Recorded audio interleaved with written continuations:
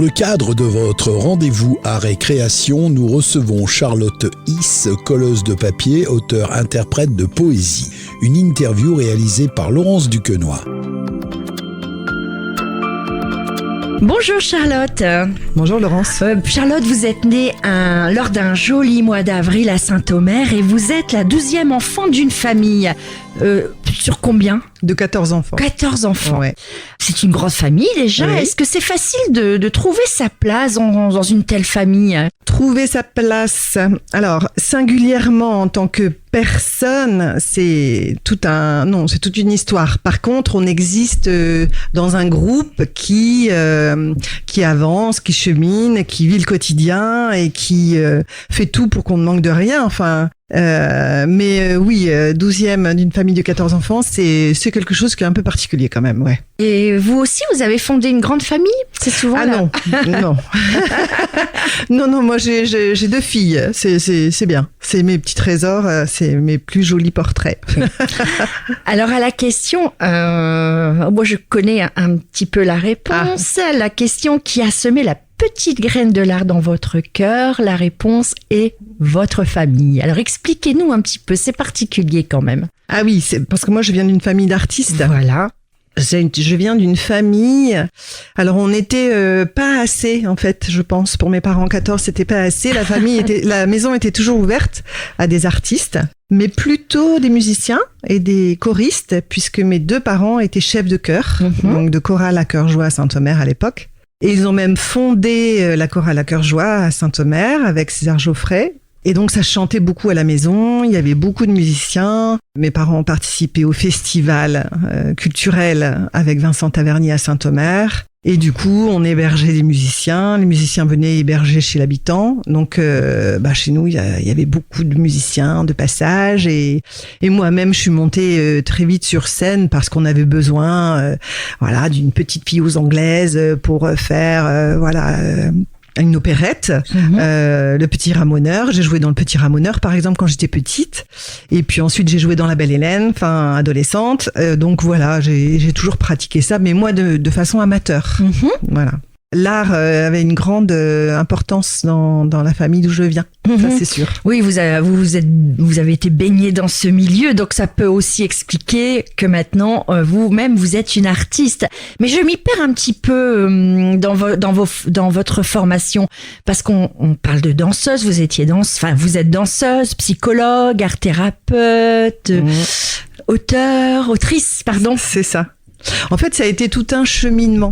Moi, mon art de prédilection, justement, pour prendre ma place certainement dans ma vie, j'ai vraiment développé la danse contemporaine. J'étais danseuse contemporaine pendant des années. J'ai dansé à Arques avec la compagnie et l'école de danse de Arques tout d'abord. Et puis ensuite, en arrivant ici, j'ai dansé avec la compagnie Chemin Faisant.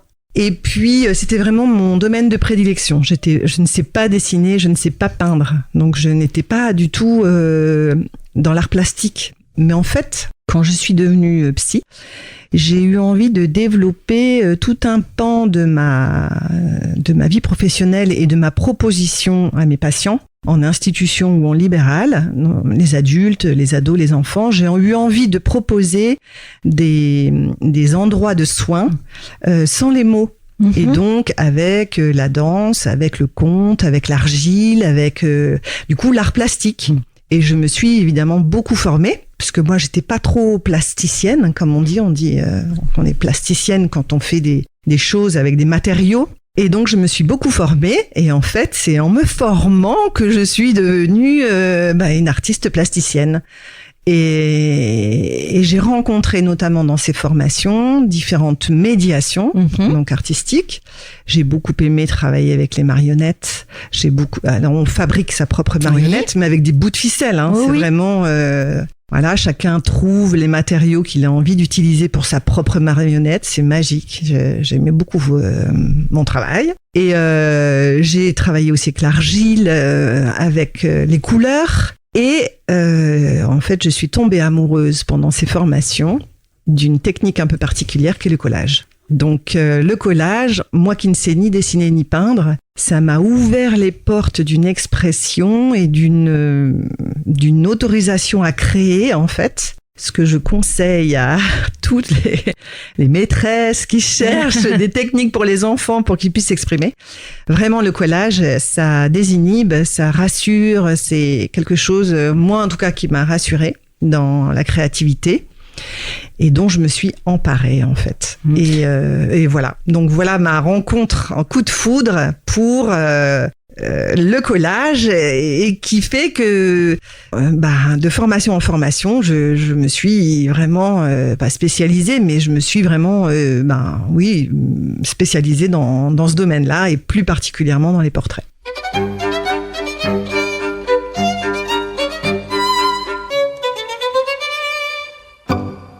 Alors, en 2020, vous êtes victime d'un AVC et c'est pas à partir de là que vous vous êtes adonné à l'art puisque vous le faisiez déjà avant. Oui, bien ça longtemps. c'est vrai. Ouais. Mais déjà un AVC, c'est difficile. Oui. Pour vous et pour votre famille. C'est un drame. Un drame, complètement. Ah oui, oui. Et est-ce qu'on peut dire que l'art vous a aidé à avancer? Oui. Ah oui. Heureusement que j'ai ça. Parce que heureusement que j'ai ça.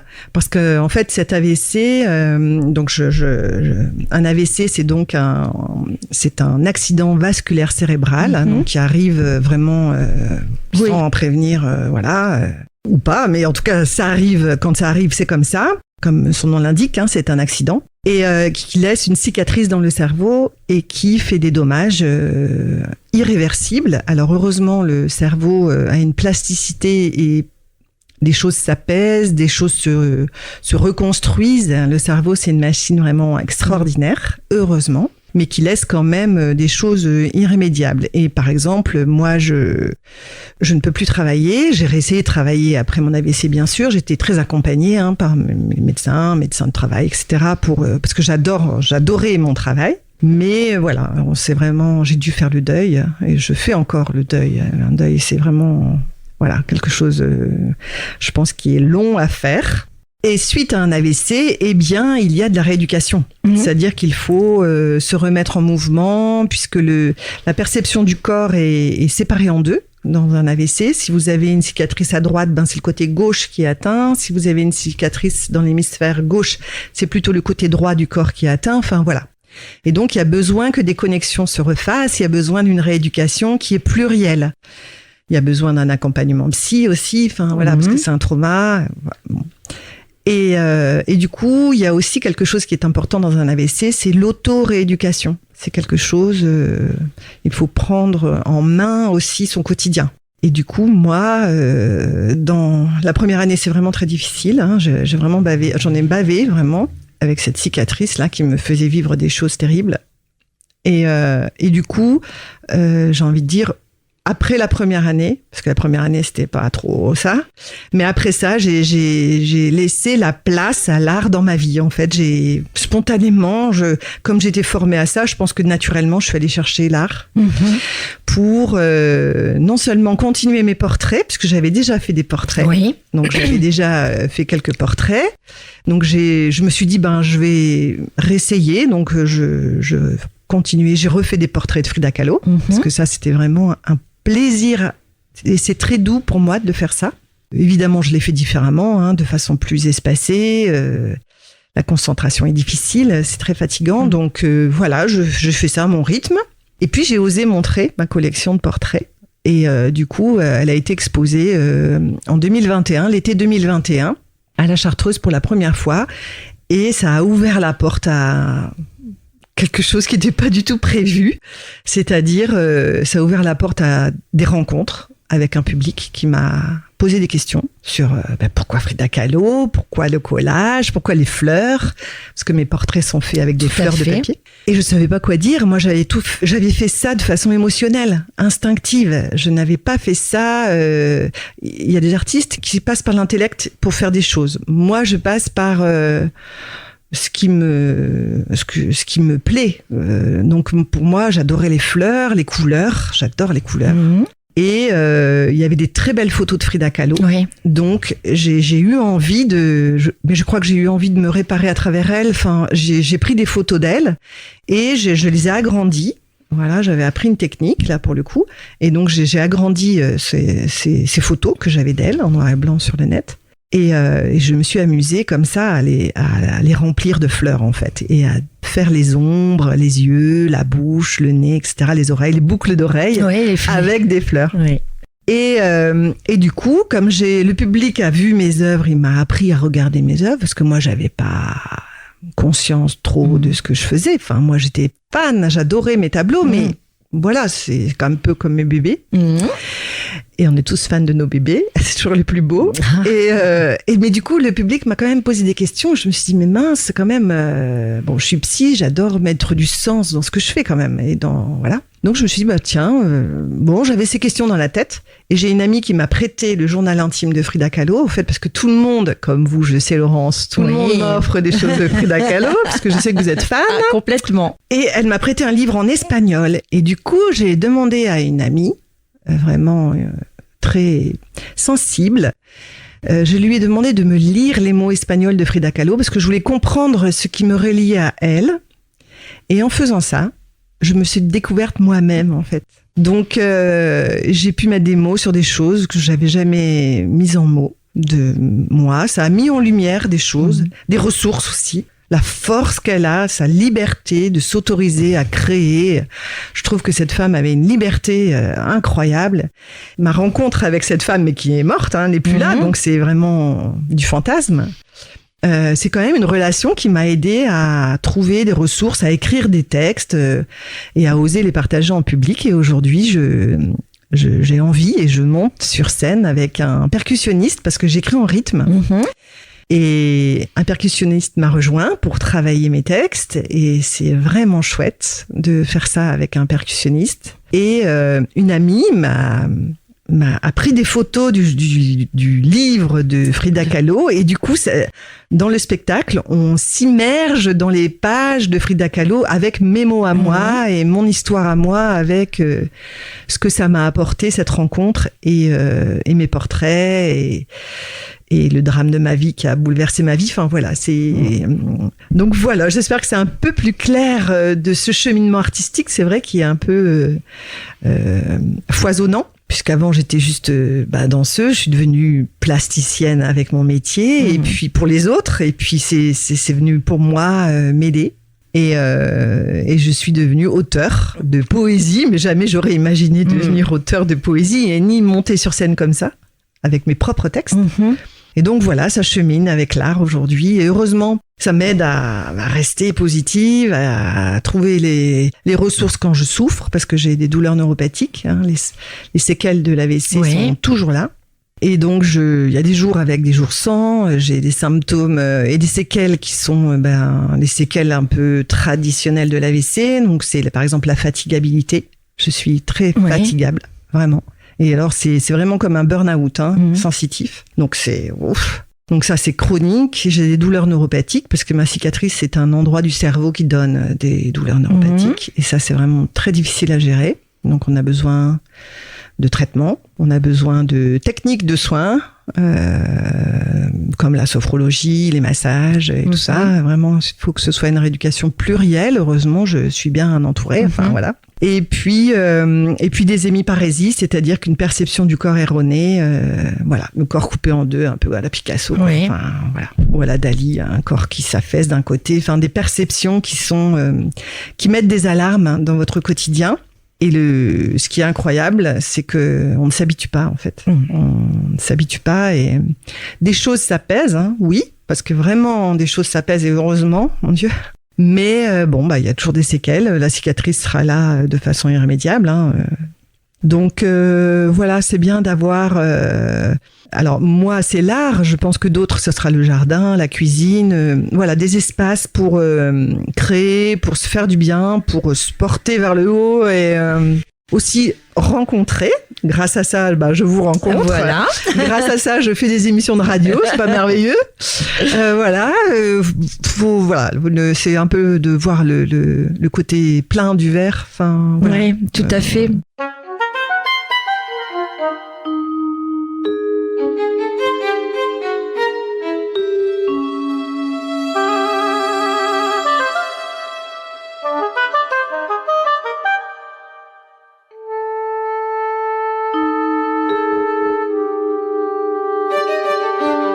Ceux qui connaissent bien Frida Kahlo font le parallèle maintenant avec vous finalement. Ouais. Oui. Parce que bon. Je pense que c'est pour ça qu'elle nous inspire. Oui. Tout cet espace de résilience, de trouver quand même la force quoi qu'il arrive, quelles que soient les épreuves. Et c'est pour ça que je joue pour Octobre Rose aussi. C'est parce qu'en écho à toutes ces femmes qui ont des besoins de soins et aussi des vécus d'une effraction comme ça, d'une possibilité de la mort. Enfin, c'est ça qui devient traumatisant. Hein. Il faut trouver des forces, il faut trouver des ressources, il faut trouver une résilience, une capacité de résilience pour affronter ça. Et surtout, trouver des endroits de soi pour développer une vitalité, quoi qu'il arrive en fait. Et du coup, voilà pourquoi aussi j'étais très sensible à jouer ce spectacle pour Octobre Rose et de donner les bénéfices du spectacle, ça c'est important de le dire, pour l'espace ressources cancer qui offre des soins à toutes ces femmes qui en ont besoin et vraiment on en a besoin. On a besoin d'être chouchouté quand on souffre. Vous avez été salué par des salons de renom. Je prends ma petite feuille parce que je ne sais plus.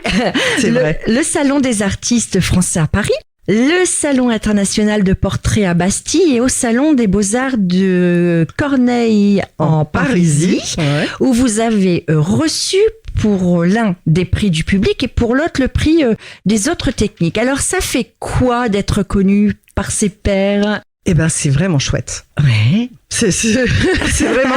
Maintenant, j'aime bien avoir des prix.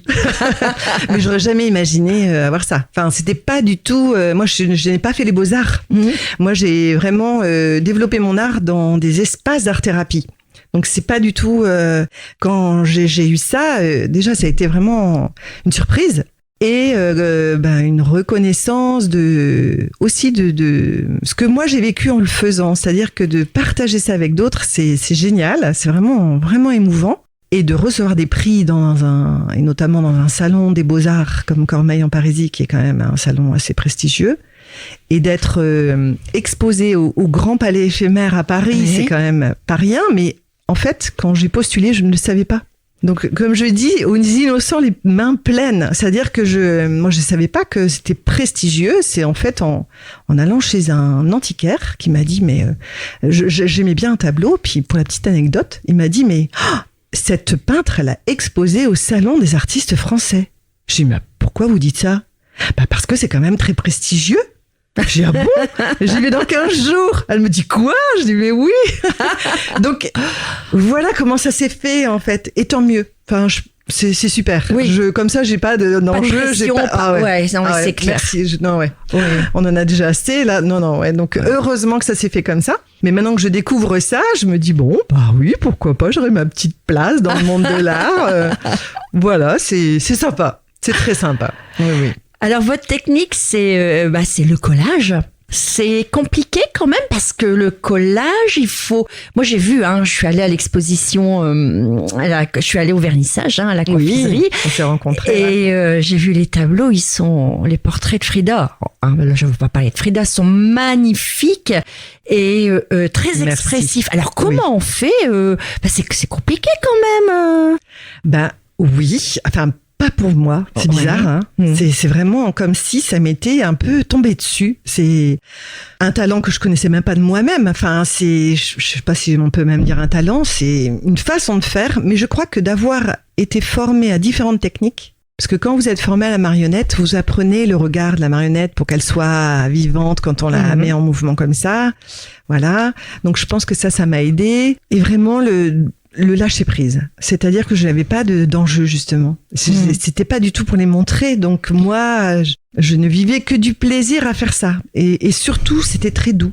C'est très doux pour moi de mettre de la colle, c'est comme des caresses avec le pinceau. Je fais comme un bouquet. Je pense que les fleuristes, quand ils font des bouquets, ça doit être la même sensation de quelque chose comme ça, là, qui émerge devant soi. Et comme j'ai découvert ça en même temps que je le faisais, c'était vraiment chouette. Mais en fait, après coup, que d'autres puissent voir avec moi et me disent, on aime autant que toi. Enfin, c'était vraiment génial, ça aussi à vivre, parce que j'ai compris ce que c'était qu'être artiste en fait. Être artiste, c'est pas ce qu'on croit. Être artiste, c'est justement pouvoir regarder avec d'autres ce qu'on a fait. ou pour les musiciens sûrement d'entendre sa propre musique avec d'autres et de s'émouvoir ensemble. Et j'ai découvert ça. Et du coup, c'est vrai que pour moi, le collage, les gens me disent « Oh là là, ça doit être beaucoup de travail ». Alors oui, c'est vrai, c'est beaucoup de temps. C'est beaucoup de temps passé, mais de temps passé comme si je faisais un jardin. Enfin, pour les jardiniers, ils vont dire « Bah oui, je comprends ce qu'elle dit ». Ou pour les cuisiniers, ceux qui font un bon plat, enfin, ça mijote, bah, ils vont me comprendre dans ce que je dis. C'est-à-dire que c'est quand je suis à ma table de collage, le temps n'existe plus. Enfin, je suis dans un jardin de fleurs. Enfin, j'ai mes palettes, donc j'ai mes fleurs rouges, mes fleurs oranges, mes fleurs jaunes, mes fleurs blanches. Et puis, les fleurs sont très sympas avec moi. C'est-à-dire qu'elles à la rigueur, des fois, j'ai l'impression que c'est pas moi qui choisis. Ouais. Mais c'est vrai. C'est vrai, c'est pouf. Hop, il y a quelque chose qui se passe sur la table et pouf. Ah bah oui, bah c'est une évidence. C'est comme ça que ça doit se faire. C'est étrange, hein. Oui.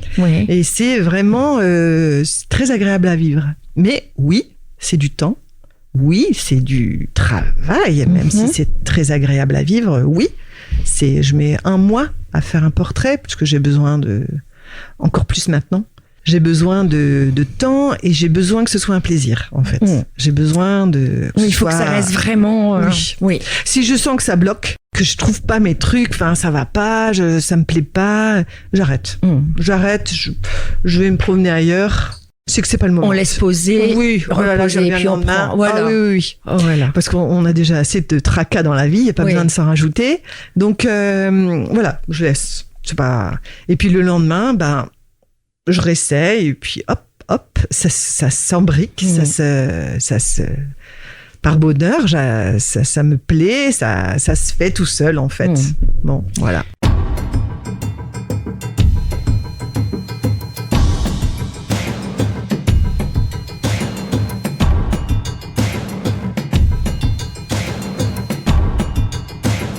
C'est vrai qu'on parle beaucoup là des portraits de Frida, mais vous ne faites pas que des portraits de Frida. Non. J'ai fait des portraits, vraiment, parce que j'ai vraiment aimé ça. Et en fait, c'est mes sœurs et mes belles-sœurs qui m'ont demandé... j'ai une sœur qui m'a dit « Oh Charlotte, j'aimerais bien que tu me fasses une poule. » Je dis « Je sais pas faire ça. » Si, vas-y, fais une poule. J'ai fait une poule et j'ai réussi à faire une poule en collage et je me suis vraiment bien amusée à faire ça, vraiment. Et toujours avec le papier collage. Fleuri, le collant. Non, les poules, j'ai fait avec les écritures. Vous savez, les écritures noires et blanches, comme il y a des écritures de différentes tonalités de gris, eh bien, je me suis amusée à faire une poule. Voilà. Et une autre qui m'a demandé un colibri. Elle me dit, Charlotte, j'aimerais bien que tu me fasses un colibri. Mais je dis, mais comment je vais faire ça, un colibri? Et en fait, ça rend j'y arrive. Je trouve la manière de faire, c'est marrant, hein. Alors que j'ai dit, mais non, mais je sais pas faire ça. J'ai jamais fait ça. Et en fait, voilà, une autre sœur qui m'a demandé une tête de cerf. Et là, cette tête de cerf part à Cormeilles-en-Parisis samedi. Je l'installe là. Et c'est bluffant. Enfin, c'est bluffant. J'ai fait une tête de cerf avec du feuillage vert. Ça n'est fait qu'en feuillage, enfin du papier, bien sûr, de magazine, mais et ça donne une profondeur comme si il y avait une fourrure. Enfin, c'est voilà, en s'amusant, on peut faire des choses qui sont émouvantes et très belles en collage. Mais comment on fait, parce que avant de coller, on ne colle pas comme ça n'importe comment. On fait des esquisses quand. Alors, on peut faire du collage comme ça n'importe comment quand on crée des univers. Oui. Le collage vraiment peut être accessible à tous. Vous découpez des personnages, des maisons, des jardins, des fleurs, des choses, vous les assemblez. Ça peut être fait comme ça. Par contre, si vous me demandez de faire une tête de cerf, il faut bien que ça ressemble à une tête de cerf. Donc là, j'avais appris, quand je m'étais formée pour mes patients, j'avais appris la technique du quadrillage, de l'agrandissement. C'est de la géométrie, il n'y a pas besoin de savoir dessiner. Et donc, j'utilise ça, je fais des grands formats, il faut que ce soit grand pour le collage, parce que l'on remplit avec des papiers, des morceaux de papier. Et après, c'est toute une technique, voilà, que j'ai au fur et à mesure découverte moi-même et inventée moi-même, puisque personne ne m'a formée à ça. Donc j'ai découvert comment faire pour que il y ait des ombres, de la lumière et que quelque chose apparaisse et ça c'est un plaisir incroyable quand je fais ça. Et je pense que ça se voit dans mes tableaux. Oui. Tout à fait. Ouais. Donc vous exposez donc à Vimille, aux deux médiathèques, à la confiserie, et on peut dire dans le centre de Vimille, je sais plus comment ça s'appelle. C'est la médiathèque du centre, la c'est médiathèque ça, du à côté centre, de la mairie. C'est ça, tout et à fait. puis la médiathèque de la confiserie, la ludothèque plutôt, je pense. Oui, avec c'est Céline, ça. Elle tient la ludothèque. À la sortie de Saint-Martin. C'est ça.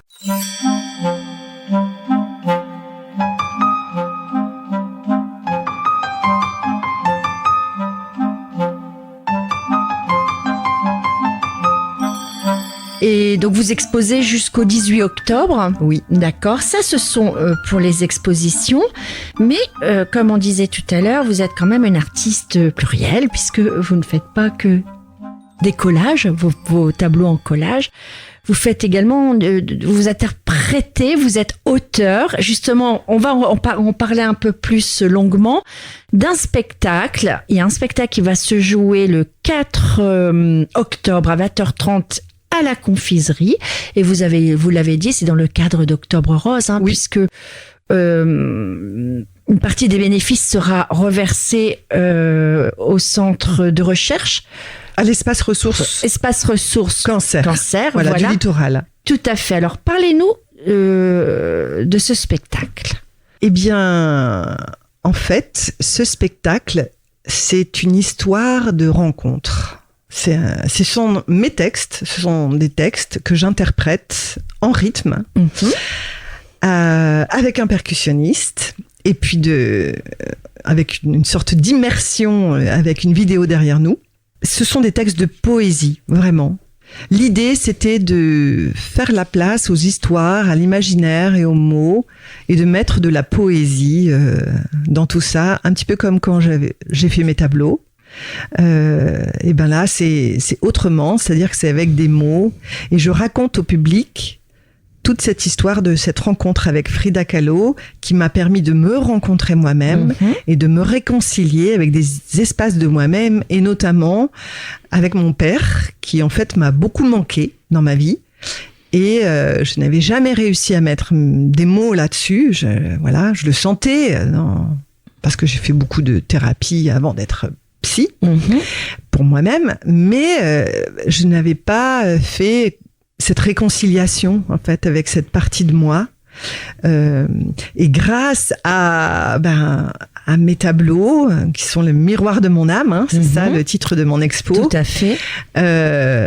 J'ai écrit ce spectacle qui s'appelle Quelques mots avec elle. Alors ça pourrait être quelques mots avec lui. Oui. Quand je parle de mon père, mais et ça parle, les différents textes parlent d'amour, d'amitié, d'amour filial. Voilà, c'est quoi?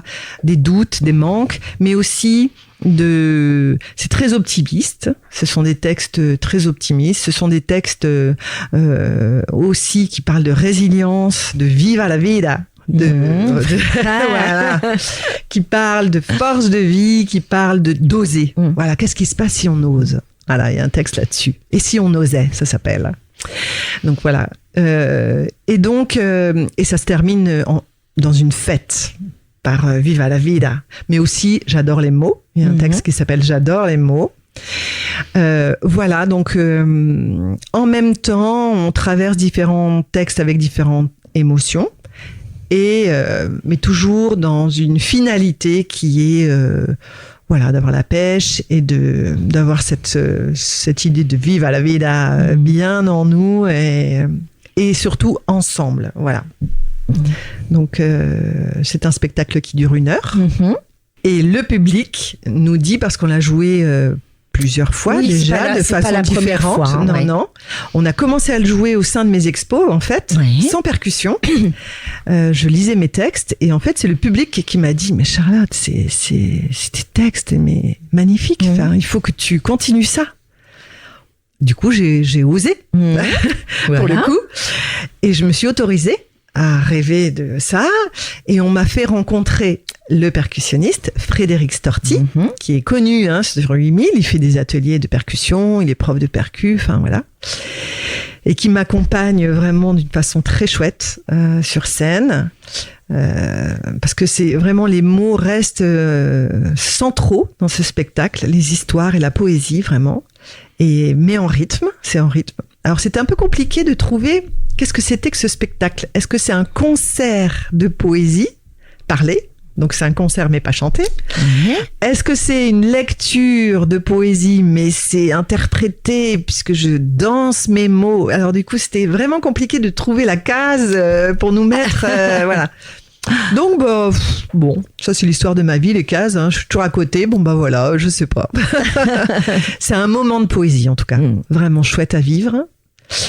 Et je me suis aperçue, pourquoi je le fais, c'est que ça m'apporte très certainement toute une série de, je sais pas quoi, d'hormones ou d'endorphines ou je ne sais pas quoi quand j'interprète mes textes. Mais ça me repermet de danser, puisque je ne peux plus danser. Ouais. Alors je peux danser 5 minutes, voilà, évidemment, je peux danser, mais je ne danse plus, voilà, de danse contemporaine. Donc là, je me remets à danser avec les mots, en fait. Et c'est antalgique pour moi. C'est-à-dire que, et ça Frédéric par exemple, mon musicien, l'a bien compris, c'est-à-dire qu'on se cale à mon rythme. Voilà. Il y a notamment un des textes qui est calé au rythme du cœur. Le cœur bat à 130. Et voilà, et c'est calé à ce rythme. Voilà, on le cale et c'est vraiment quelque chose qui vient ressourcer et c'est antalgique pour moi. Du coup, je me suis dit, go, hein, allez, je peux le faire. Parce que sinon, je l'aurais pas fait. Si ça m'épuisait ou tout ça. Mais donc, comme il n'y a pas d'enjeu, voilà. Alors, il y a un petit enjeu là qui se pointe son nez. C'est-à-dire que comme c'est une aventure qui est vraiment chouette, ce spectacle, j'ai vraiment envie que ça devienne un petit truc de ouf, comme on dit. Alors on va en parler. Ouais. Et j'aimerais bien, pourquoi pas, le tourner, ce spectacle. Donc ça, c'est un rêve qui, j'espère, va se concrétiser. On verra.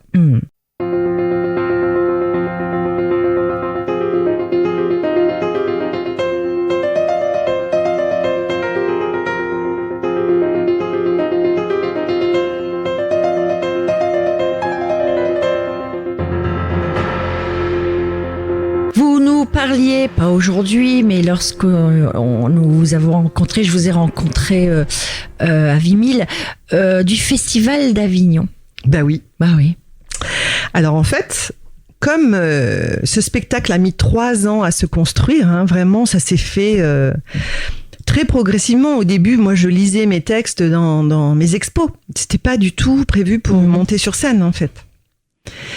Et que là, ça a cheminé, et que là, on en arrive là avec un spectacle à peu près abouti, vraiment chouette, et le public nous dit que c'est vraiment incroyable, original, etc. Eh bien, v'là-t-il pas que cet été, mais vraiment, j'ai été un peu vulgaire, mais c'est pas grave, vous me pardonnerez, c'est un peu con, mais j'ai vu sur les réseaux un ami à moi qui dit sur les réseaux, ouais, super, ça y est, mon passe pour aller à Avignon, je vais voir tel et tel spectacle à Avignon. Et je sais pas pourquoi, je me suis dit, moi, je veux aller à Avignon. Incroyable. Comme si, même chose, ça venait mettre en lumière des espaces de moi que j'avais jamais autorisés ou que j'avais jamais pu rêver. Enfin, c'est incroyable, cette histoire. Donc, même moi, ça me surprend moi-même. Donc, j'ai dit à mon conjoint, est-ce que tu veux bien venir avec moi à Avignon ? On va vérifier si je peux faire Avignon. Donc, nous sommes allés une semaine. Je suis allée à un colloque sur l'handicap et la création. Oui. J'ai découvert, horreur, que ça n'existe pas. Oui. Il n'y a pas d'intermittence du spectacle handicapé. Oui, c'est vrai. Donc, waouh, j'ai découvert ça. Alors que moi, je travaillais dans le monde du handicap et ça, j'avais jamais côtoyé, je ne savais pas. Donc, il y a des associations, il y a un centre national de la création adaptée, parce que, comme je suis handicapée aujourd'hui, si je veux faire ça, j'ai besoin d'aménagement. Mais, voilà, j'ai un handicap invisible, voilà. Et c'est possible pour moi. Et donc, on est allé à Avignon. Donc, j'ai rencontré ces gens-là. Je suis allée à des spectacles. Évidemment, je n'ai pas pu faire la rue, le festival dans son entièreté. Évidemment, j'ai dû aménager mes journées, mais ça, mon conjoint a l'habitude. Voilà, il est super pour ça. Voilà. Donc, on avait quand même un logement un peu très au calme, voilà, avec une piscine pour que je puisse me reposer. Voilà. Ça, c'est nécessaire. Oui. Et je me suis dit, banco, je pense que c'est possible. Mais du coup, là, j'ai besoin d'aide parce que c'est un milieu que je ne connais pas. Je ne peux pas me former parce que j'ai 54 ans. Enfin, voilà, j'ai un handicap acquis qui arrive à un moment dans la vie où c'était pas prévu comme ça, mais c'est comme ça.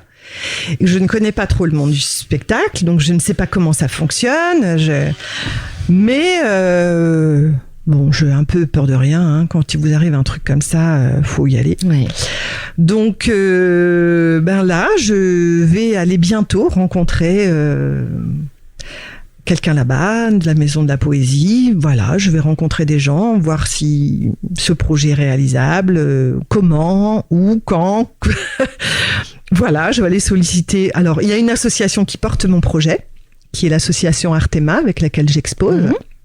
Et qui va porter ce projet, le mien, mais aussi d'autres, par exemple des médecins qui sont aussi des artistes et qui vont pouvoir après peut-être, grâce à l'argent, aller faire des missions, qui sont nécessaires aussi.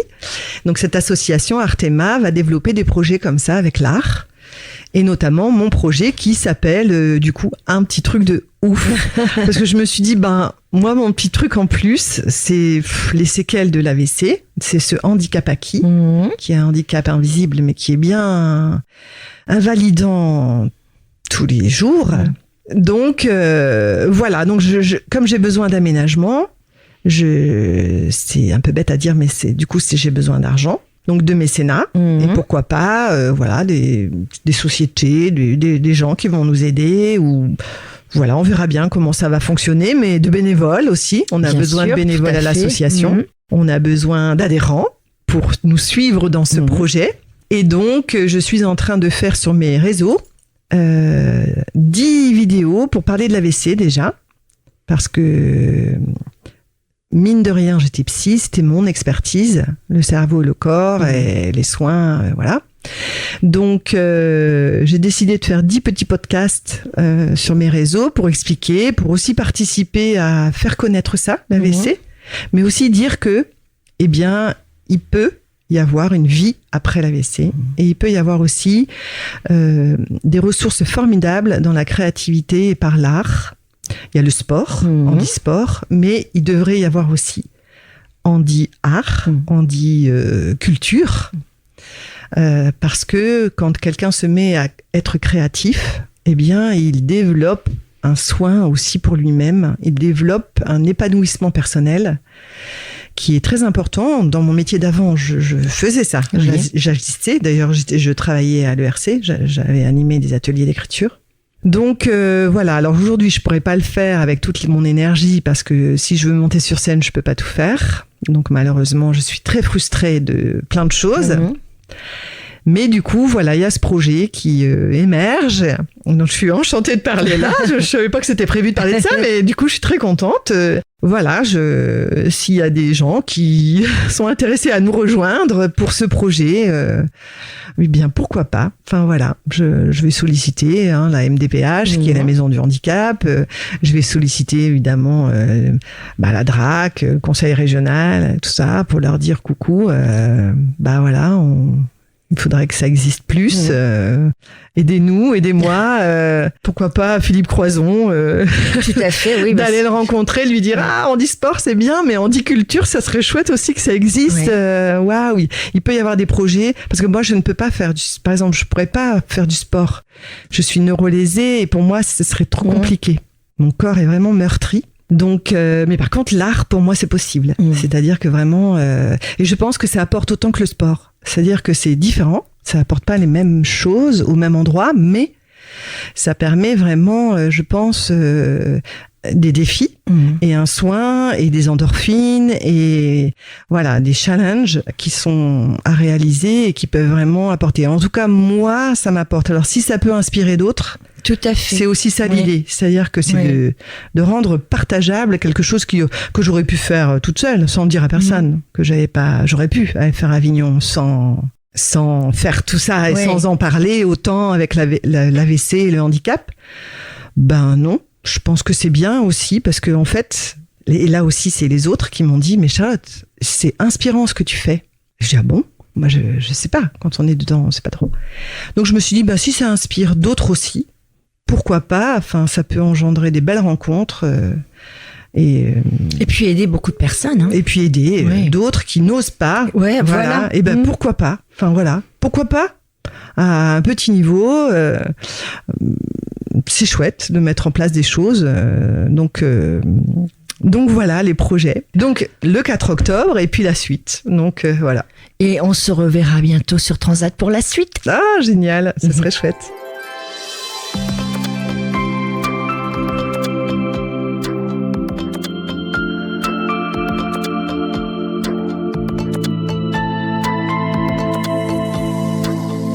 Dans le cadre de votre rendez-vous art et création, nous recevions Charlotte Hisse, colleuse de papier, auteure-interprète de poésie.